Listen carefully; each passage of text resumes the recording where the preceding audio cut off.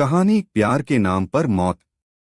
राजवीर और सिमरन की शादी को 4 साल हो चुके हैं। शहर में उनकी जोड़ी को परफेक्ट कपल माना जाता है, लेकिन हकीकत ये है कि राजवीर का दिल अब किसी और के लिए धड़कता है। नेहा, उसकी पुरानी प्रेमिका, जो अब उसके जीवन में फिर से लौट आई है। राजवीर का दिल अब सिमरन से भर चुका है। उसे लगता है कि नेहा के साथ नई जिंदगी शुरू करनी चाहिए, लेकिन एक बड़ी रुकावट है। सिमरन के नाम पर जायदाद, बीमा और कई कीमती संपत्तियां थी। नेहा उसे कहती है, अगर सच में मुझसे प्यार करता है तो रास्ता साफ करो, वरना ये रिश्ता यहीं खत्म। अब राजवीर के दिल में प्यार से ज्यादा लालच घर कर चुका है। राजवीर खुद सिमरन के लिए एक शानदार बर्थडे पार्टी प्लान करता है। दोस्त, सजावट, म्यूजिक, केक, सब कुछ एकदम परफेक्ट। सिमरन बेहद खुश होती है क्योंकि पति ने पहली बार इतनी मेहनत से कुछ किया है। पार्टी के दौरान सब कुछ नॉर्मल होता है। नेहा कहीं नजर नहीं आती, वो पास ही गाड़ी में छिपकर सब देख रही होती है। राजवीर का इरादा है कि सबको दिखे वो कितना खुश और इनोसेंट है। पार्टी खत्म होती है, रात हो चुकी है। राजवीर खुद गाड़ी चलाता है और सिमरन को घर ले जाता है। रास्ते में एक सुनसान जगह है, एक पुराना पुल और पास ही बहती नदी। राजवीर अचानक गाड़ी रोक देता है, कहता है कि पेट में मरोड़ हो रही है।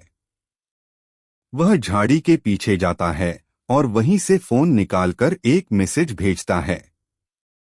सब रेडी है, 5 मिनट में घर पहुंच रहे हैं, तैयार रहो। यह मैसेज सुपारी किलर्स को भेजा जाता है, जिन्हें नेहा के जरिए हायर किया गया था। मकसद साफ था, सिमरन की हत्या करनी है, लेकिन इसे लूट जैसा दिखाना है। गाड़ी फिर घर पहुंचती है। जैसे ही दरवाजा खुलता है, नकाबपोश लुटेरे घर में घुस आते हैं। राजवीर खुद को जमीन पर गिरा देता है और एक्टिंग करता है जैसे किसी ने उसे पीछे से मारा हो। सिमरन चिल्लाती है, बचने की कोशिश करती है, लेकिन किलर्स उसे गला घोंटकर मार देते हैं। कुछ ही देर बाद पड़ोसी पुलिस को बुलाते हैं।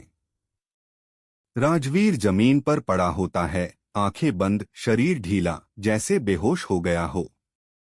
पुलिस आती है, मामला लूट और हत्या का बनता है। लेकिन जब मेडिकल जांच होती है, राजवीर की ब्लड रिपोर्ट में कोई भी बेहोशी की दवा नहीं मिलती। पुलिस पूछती है, अगर तुम्हें मारा गया था तो बेहोश कैसे हुए? राजवीर कहता है, मुझे कुछ याद नहीं, शायद सिर पर चोट लगी होगी। लेकिन रिपोर्ट बताती है, सिर पर कोई बाहरी चोट ही नहीं है। पुलिस को शक होता है। वो घर के बाहर की सीसीटीवी फुटेज चेक करती है। सारा रास्ता खाली था, कोई भागता नहीं दिखा। इसके अलावा पुलिस राजवीर का मोबाइल चेक करती है, उसमें वो मैसेज मिल जाता है जो उसने 5 मिनट में घर पहुंच रहे हैं वाला भेजा था। नंबर ट्रेस होता है, एक फेक सिम कार्ड, लेकिन कॉल रिकॉर्ड्स से जुड़ता है नेहा के पुराने नंबर से। अब पुलिस नेहा को ट्रैक करती है। पूछताछ में नेहा पहले सब झूठ बोलती है, लेकिन जब पुलिस उसे राजवीर की चैट्स, लोकेशन ट्रैकिंग और कॉल रिकॉर्डिंग दिखाती है तो वो टूट जाती है। नेहा कबूल करती है, हम दोनों ने मिलकर ये सब किया था। वो उसे छोड़ना नहीं चाहता था क्योंकि प्रॉपर्टी उसकी बीवी के नाम पर थी। हमने तय किया कि अगर वो मरी तो हमें सब कुछ मिल जाएगा।